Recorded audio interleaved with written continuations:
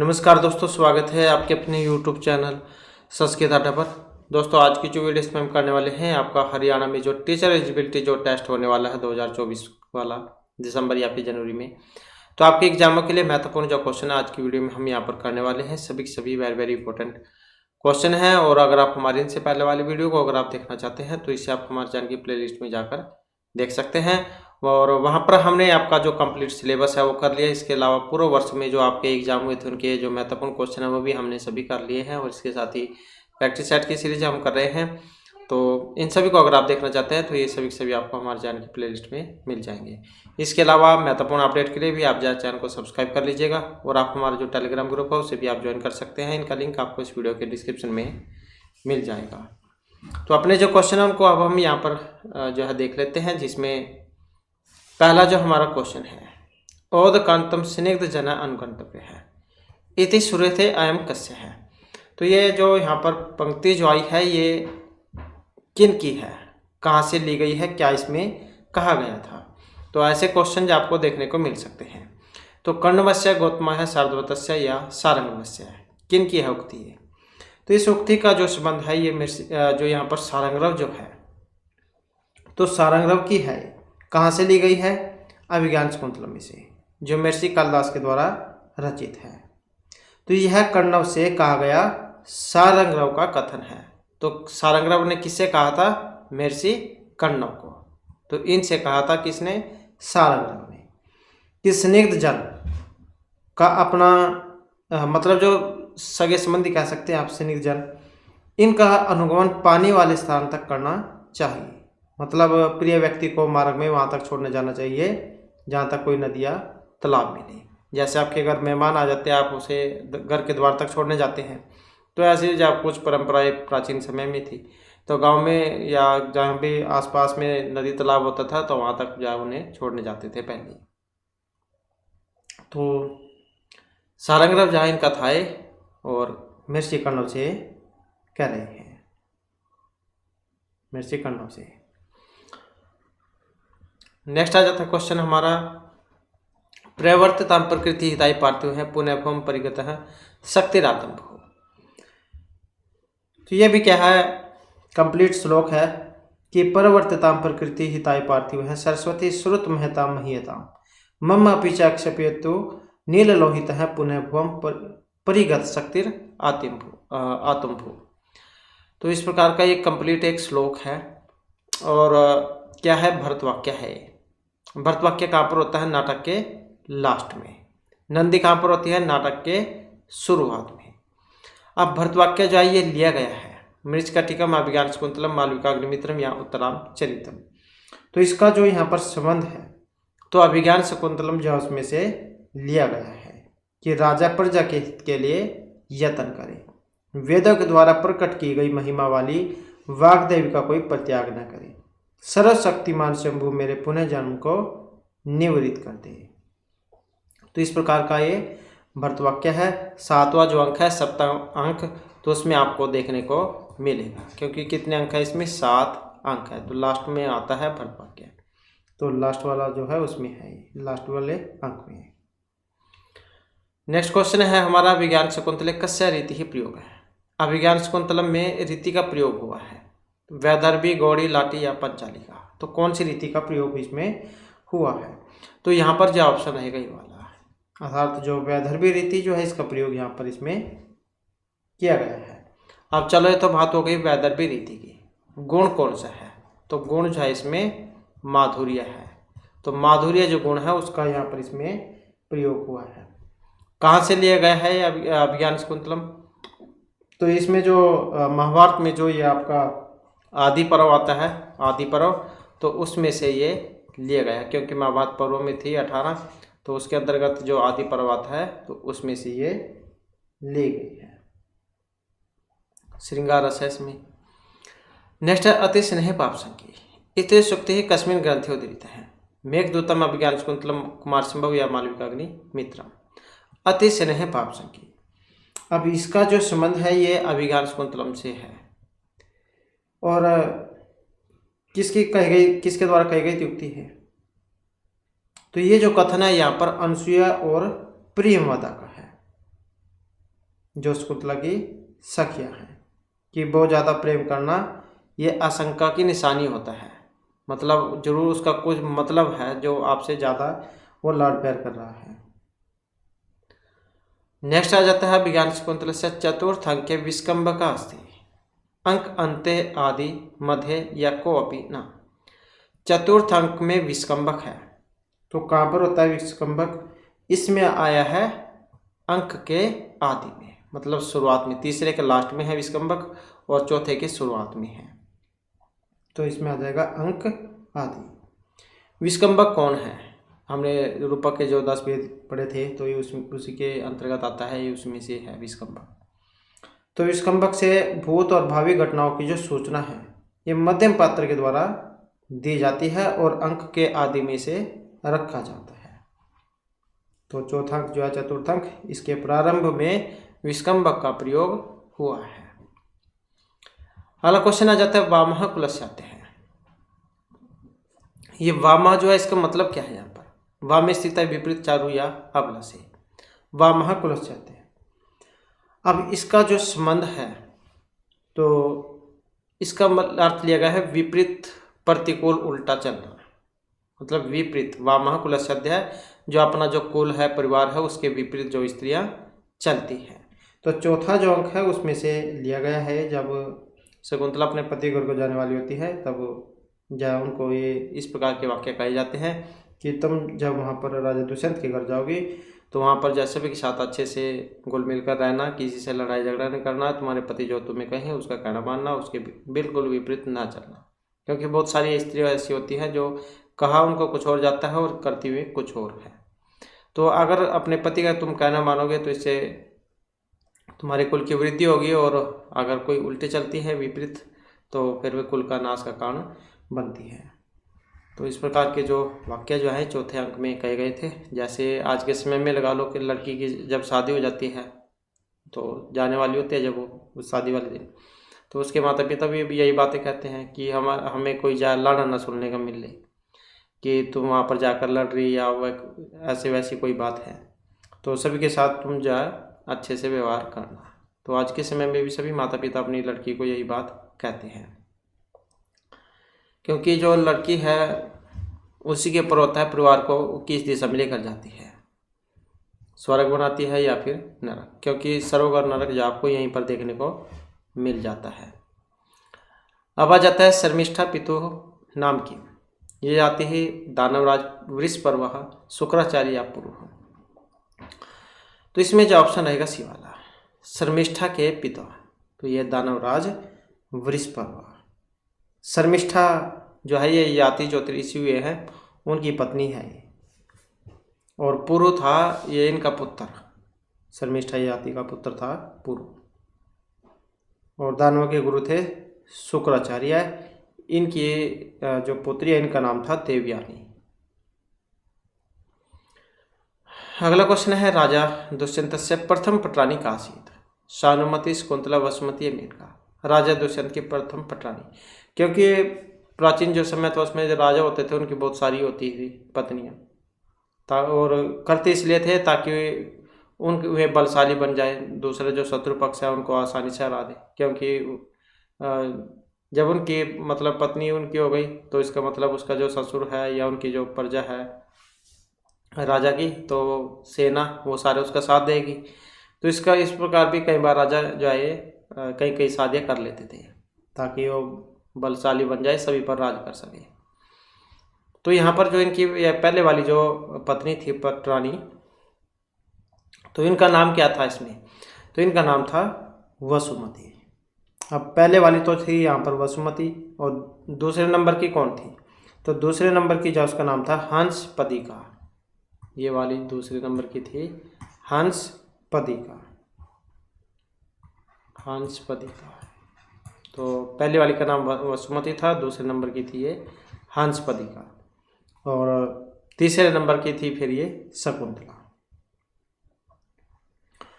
अगला क्वेश्चन है का नाम उष्णोदके नव मालिकाम सिंचिते इदम कस्य कथनमस्ति गौतम्यः अनसूयः प्रेमदाय या शानकवस्य।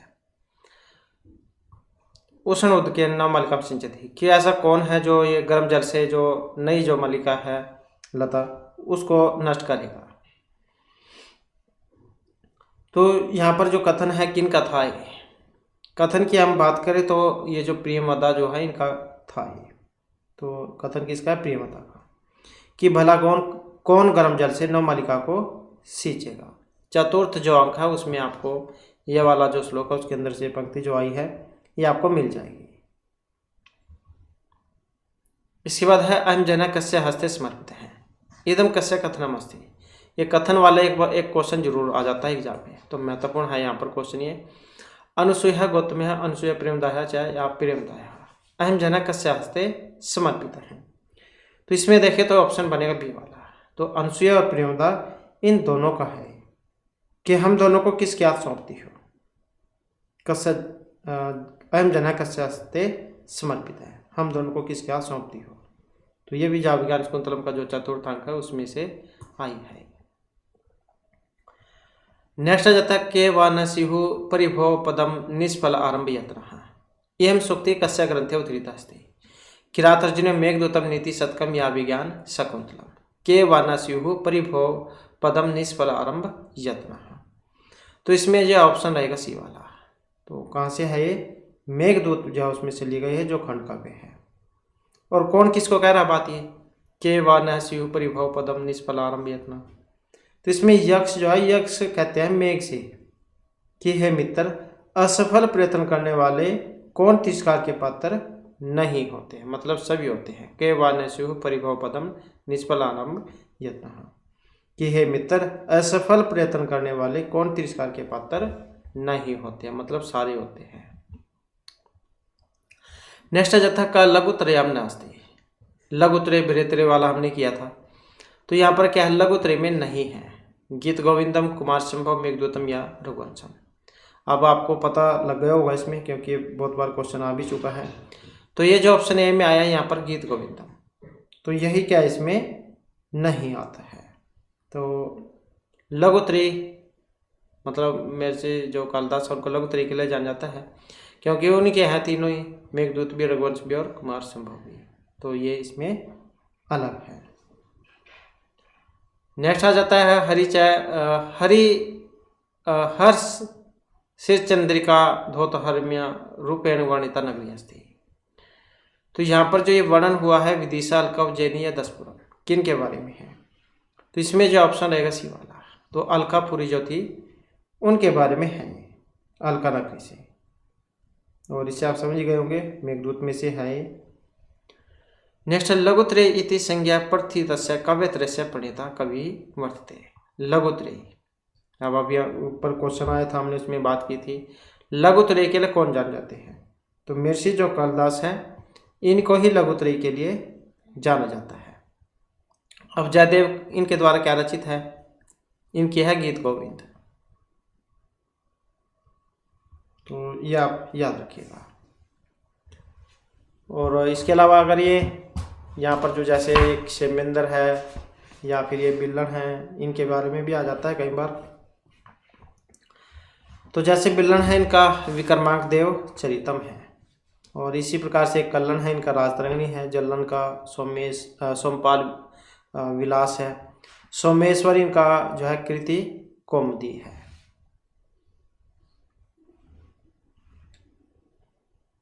तो ये आप याद रखिएगा।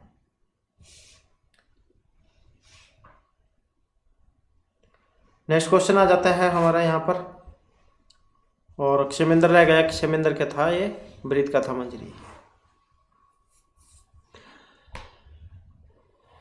मेघदूते वक्र पंथा यद्यपि भवतः इत्यादि भी वचो भी मेघम पार्थिति यक्ष गंत अलकाम विदिशा जैनिम या रामगिरी। तो मेघदूत में वक्र पंथा यद्यपि भवता है, यद्यपि आपका जो रास्ता है मार्ग वो टेढ़ा मेढ़ा होगा, लेकिन फिर भी आपको जहाँ दर्शन करने के लिए जाना चाहिए, इस प्रकार की बात कहते हैं यक्ष मेघ से। तो ये किन के बारे में हुई थी, कौन सी नगरी के बारे में हुई थी बात ये। तो ये कही गई थी उज्जैनी के बारे में कि यद्यपि उत्तर दिशा में प्रस्थान किए हुए आपका मार्ग टेढ़ हो जाएगा, फिर भी आपको उज्जैनी नगरी जो महाकाल की नगरी है उसकी रमणीय घटना को देखने जरूर जाना चाहिए। तो मेघदूत में से ये आई है महर्षि कालिदास के द्वारा जो रचित है। नेक्स्ट क्वेश्चन आ जाता है मेघदूते राजराजस्य दध्यो इति पदे राजराजस्य इति पदेन अभिहितः अस्ति। यक्ष, कुबेर, इंद्र या महाकाल है। तो इसमें रहेगा ऑप्शन बी हमारा। तो कौन है? कुबेर। तो राजराजस्य दध्यो, इससे मतलब क्या है यहाँ पर? इससे तात्पर्य है यक्षों के अधिपति कुबेर से। कुबेर की नगरी है अलकापुरी और यक्षों के अधिपति है ये।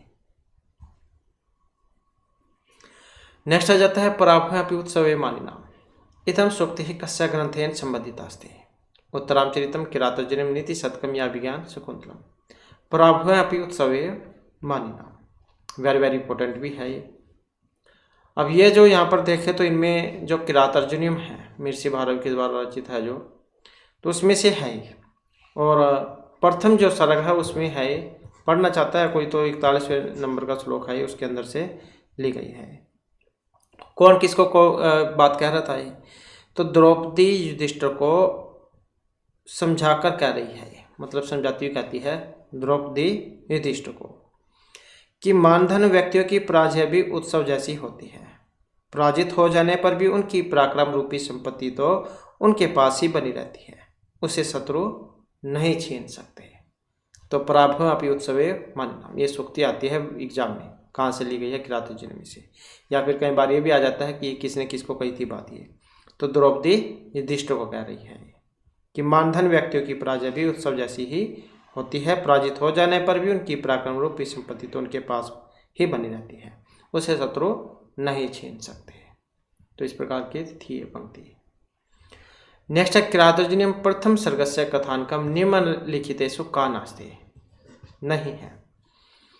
अब द्वैतवनवास है, गुप्तचरण दुर्योधन से वृत्तांत है, द्रौपद्यामन्यु या द्रौपद्यामन्यु युधिष्ठिर समर्थन है। वेरी वेरी इंपॉर्टेंट क्वेश्चन ये हो सकता है, इस प्रकार का आपको देखने को मिल जाए, क्योंकि इसमें जहाँ बहुत कठिनाई भी होती है, क्योंकि अगर आपको पढ़ा होगा तभी आपको पता होगा कि ये प्रथम सर्ग में है या कौन से में है, नहीं है तो कौन से की है।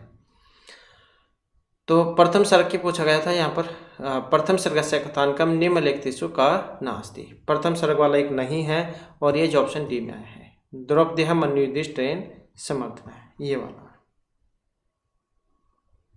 तो द्रौपदी के क्रोध का युधिष्ठिर द्वारा समर्थन नहीं है।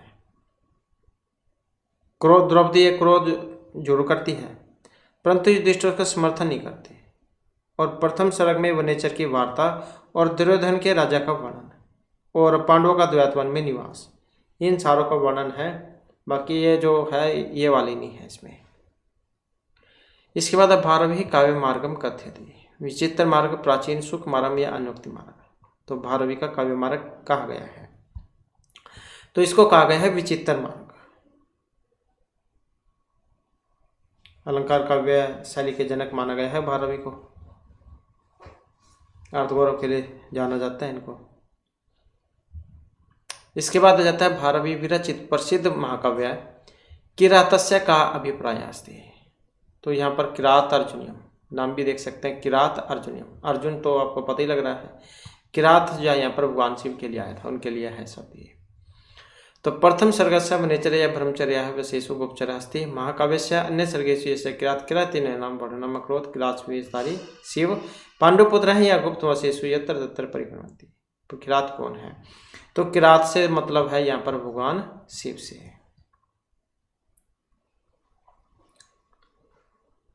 इसमें ये भगवान शंकर और अर्जुन जो है इनके युद्ध का वर्णन है इसमें। तो इनकी परीक्षा लेने के लिए क्या है, ये अर्जुन से युद्ध करते हैं, फिर अर्जुन जो इनको हरा देते हैं, फिर इनको पाशुपत स्तर की प्राप्ति होती है। इसके बाद सहसा विदित न क्रियम एक परमाप्तम पदम, ये भी सूक्ति है, वेरी वेरी इंपॉर्टेंट। तो यहाँ पर पूछा गया इसके कर्ता महर्षि कालिदास है, माघ है, भारवी या श्री हर्ष है। तो इस पंक्ति का तो संबंध है महर्षि भारवी से, क्योंकि किरातोर्जुनीयम में से है, एक ही महाकाव्य लिखा था इन्होंने, तो उसी में से है कि हमें कोई भी काम जो है वो जल्दबाजी में नहीं करना चाहिए, उसके बारे में अच्छे प्रकार से सोच विचार कर लेना चाहिए, नहीं तो फिर आपको जो है कठिनाई का सामना करना पड़ सकता है। नेक्स्ट आ जाता है राजतंत्र शासन परंपराएं उपदेशम दिए थे। विवाह संस्कार अवसरे, विद्या उपार्जन अवसरे, राज्याभिषेक अवसरे या वानप्रस्थ गमन अवसरे। तो राजतंत्र शासन परंपरा का उपदेश दिया गया था। उपदेश से आप समझ ही गए होंगे, यहाँ पर कादम्बरी की बात हुई है, क्योंकि उसी में जो मंत्री जो है वो उपदेश देते हैं चंद्रपीड़ को। तो राज्याभिषेक के अवसर की बात है। तो राजतंत्र शासन परंपरा में राज्याभिषेक के अवसर पर उपदेश दिए जाते हैं और यह अवसर ही पर राजतंत्र का प्रथम उत्सव माना गया है। और इसी अवसर पर मंत्री सुखनास युवराज चंद्रपीड़ को उपदेश देते हैं और सुखनास चंद्रपीड़ के लिए तात शब्द का प्रयोग करते हैं। चंद्रपीड़ के पिता कौन थे? हमने एक पहले क्वेश्चन आया था उसमें किया था। तो चंद्रपीड़ के पिता का नाम था तारापीड़ और माता का नाम विलासवती।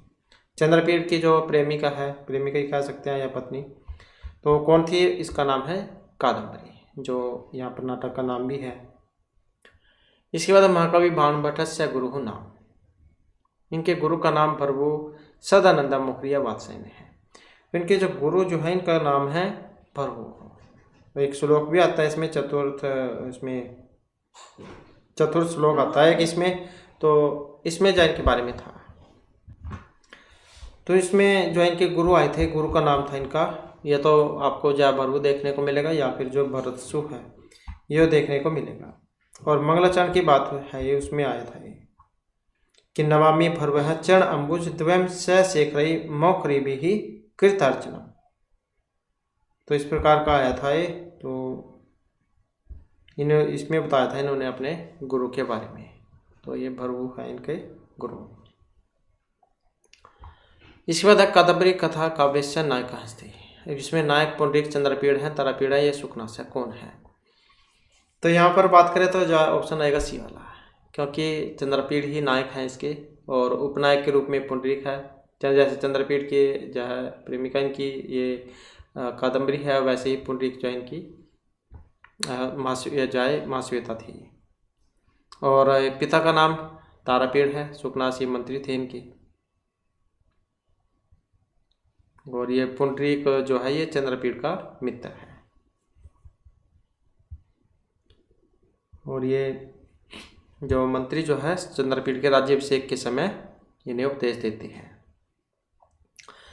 नेक्स्ट आ जाता है यम यम पश्यसि तस्य तस्य पुरतः मा ब्रूहि दीनम वचः। इयम अस्मिन् सूक्ति माध्यमेन कस्य शिक्षाम दीयते, राजा, बादल, याचक या फिर चातक को। तो इसमें जो ऑप्शन रहेगा सी वाला।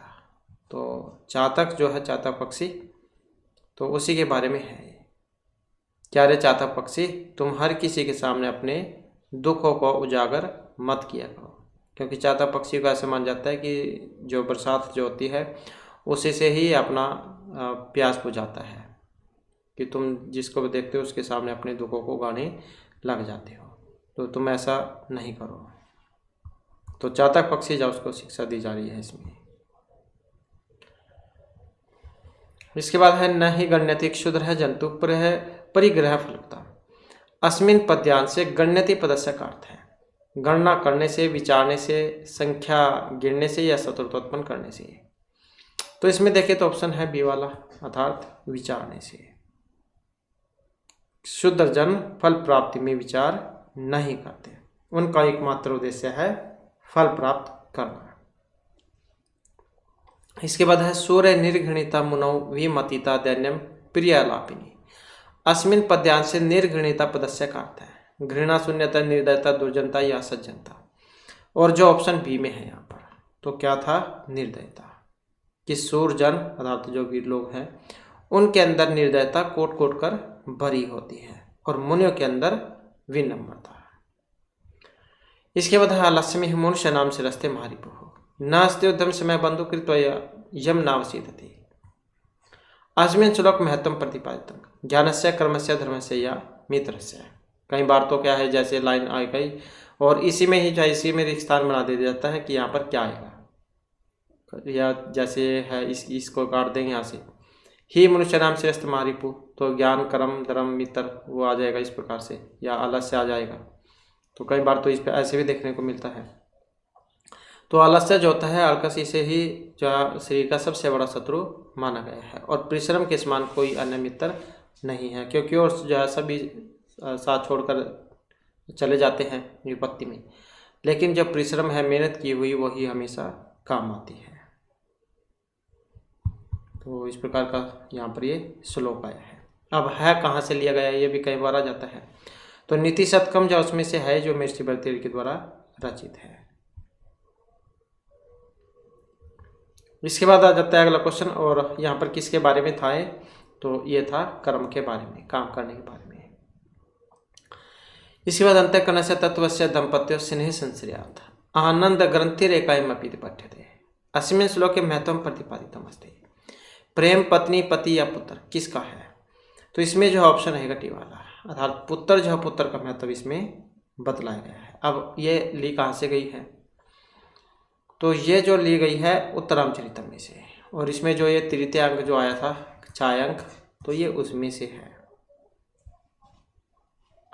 अगला क्वेश्चन है अयि कठोरिया सह किलते प्रियम एवं कस्य कथनमस्ति सीताया तमसाया वसंतया मुरलाया। किन का कथन है, वेरी वेरी इंपॉर्टेंट है कथन। अब कथन वाला एक देखने को जरूर मिलेगा आपको।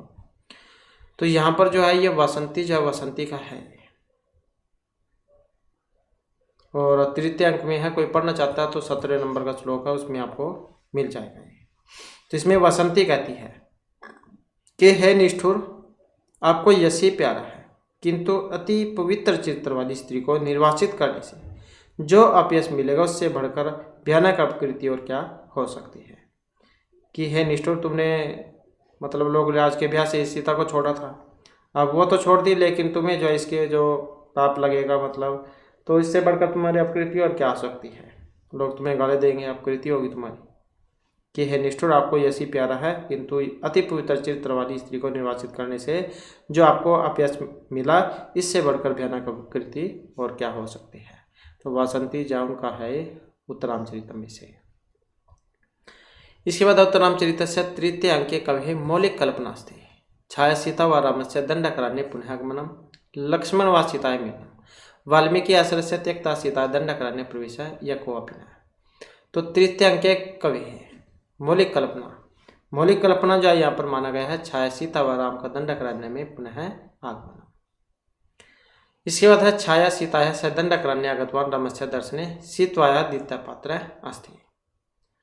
तो भागीरथी मुरला तमसया कोई को अपी न, तो कौन थी, तो छाया सीता के साथ दंडकारण्य में आए हुए राम का दर्शन करने वाला दूसरा पात्र जो है ये तमसा थी। तमसा मुरला कौन है, इनके बारे में भी हमने पढ़ा था। तो ये अधिष्ठात्री नदी देवता है, सीता की सहेली कह सकते हैं आप। इसके बाद है पुनः दंडकारण्य आगतवान रामेण से केशम पात्रनाम भगवती तृतीय अंके वर्णिता है। तो दोबारा से दंडकारण्य में आए हुए राम के साथ किन पात्र का वर्णन हुआ है, तो दोबारा दंडकारण्य में आए हुए राम के साथ वसंती को भगवती ने तृतीय अंक में दिखाया था। तो किसको दिखाया था, वासंती को। तृतीय अंक का नाम क्या है, तो तृतीय अंक जैसे कहा गया है छायांक। इसके बाद भगीरथी उत्तरामचरिते कस्य पूजा अहम व्यजन सीता मानी थी। वेरी वेरी इंपॉर्टेंट है, क्योंकि पहले एस्टेट का एग्जाम है, उसमें शायद क्वेश्चन आ भी चुका है। तो भगीरथी उत्तरामचरित में किसी पूजा करने के बहाने सीता को लेकर आती है। शिव है, ब्रह्मा, विष्णु या सूर्य है। तो किसके बहाने लेकर आती है, तो यह है सूर्य की। जैसे आज के समय में बच्चे करते हैं, जाते तो कहकर कि ट्यूशन जा रहे हैं, लेकिन चले कहीं और जाते हैं। तो आज के समय में जिसका उल्टा किया जा रहा है। तो यहाँ पर भगीरथी जो है ये किसकी पूजा करने के बहाने लेकर आई थी, सूर्य की। ये भी तृतीयांक जो उसी में से ली गई है। इसके बाद एक और करुणे निमित्त विधात उत्तरामचरितस्य केषाम् अंकेन संबंधित अस्ति। पहले, दूसरे, तीसरे, चतुर्थ किस अंक में से है, और ये भी तृतीय अंक में से ही ली गई है। नेक्स्ट क्वेश्चन है भारतवर्षे सर्वप्रथम यौवन शासन से बीजारोपणम कुर्युः महमूद गजनवी कुतुबुद्दीन ऐबक शहाबुद्दीन अलाउद्दीन। तो इसका जो संबंध है ऑप्शन रहेगा बी से। तो कौन थे, शहाबुद्दीन। अब ये कहाँ से ली गई है, शिवराज विजय में से, जो पंडित अंबिकादत्त व्यास के द्वारा रचित है। 12 निश्वासों में है, 3 विरामों में है, प्रत्येक में 4 निश्वास है। सूर्योदय के वर्णन से इसका वर्णन होता है। इसके बाद है घटिका या उपाधि का विभूषित है। वेरी वेरी इंपॉर्टेंट क्वेश्चन है। घटिका शतकम ये हमने अभी किया भी था इनसे पहले उसमें। तो बाणभट्ट अंबिकादत्त व्यास भट्टाचार्य ऋषि कालिदास है। घटिका शतक की उपाधि से अलंकृत किए गए थे। तो जो एक घड़ी में 100 श्लोकों की रचना करने की समर्था रखते थे। तो घटिका शतक, शतक अवधान, तो पंडित अंबिकादत्त व्यास जो है इनको उपाधियाँ दी गई थी। तो इस प्रकार से जो इसमें यह हो जाएगा। इसके बाद है इन शब्द से तात्पर्य है सेवकर, गुलाम, स्वामी या पापी। इन है तो इसका जो यहाँ पर अर्थ है तो स्वामी से ये अर्थ लिया गया है ये भी शिवराज विजय में से ही। नेक्स्ट है दम्बोली। इसका मतलब क्या है? वज्रम पंकज प्रस्तर या भ्रम है दम्बोली। तो इसका भी अर्थ जो है यहाँ पर ये वज्र से लिया गया है। इसके बाद है ब्रह्मचारी बालको पर्वतात अवतरात यतीना प्रार्थना में करोत विद्याध्ययनम उपदेशम सब आश्रमी स्वानिति राजनीति शिक्षति। ब्रह्मचारी बालको पर्वतात अवतरात। तो यहाँ पर जो इसमें है ऑप्शन रहेगा बी वाला, सब आश्रम में आने। तो अपने आश्रम में आने के लिए कहा था कि ब्रह्मचारी बालकों ने पहाड़ से उतर कर आने वाले योगीराज से अपने आश्रम में आने की प्रार्थना की थी। और ये बालक गौर सिंह और श्याम सिंह थे, खड़ग सिंह के पुत्र थे। और ये दोनों बालकों ने अपनी बहन को बचाया था। तो इस प्रकार से जो हमारे आज की क्लास हो रही है महत्वपूर्ण क्वेश्चन थे। और भी क्वेश्चन आ जाते हैं वो हम नेक्स्ट वीडियोस में कंप्लीट कर लेंगे। और दोस्तों हमारे साथ अंत बनाने के लिए धन्यवाद।